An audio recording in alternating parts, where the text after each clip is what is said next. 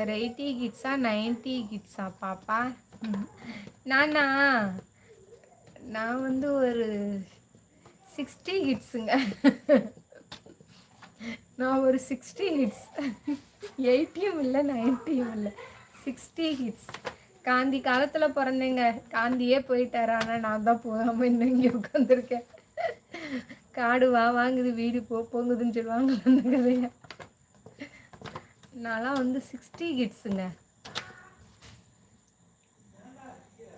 அது பாட்டி. ஆமாம், பாட்டி கிட்ஸ். நான்லாம் பாட்டிங்க. சொல்கிறதுல பெருமை இருக்குடா. என்னடா இப்படி இருக்க? இப்போல்லாம் யாருமே பாட்டி ஆகிறதுக்கு முன்னாடியே போய் சேர்ந்துடுறாங்க. நானாவது பாட்டி ஆகிட்டேன், அது வந்து பெருமையாக சொல்லி என்னடா அப்படி வேர்க்குது.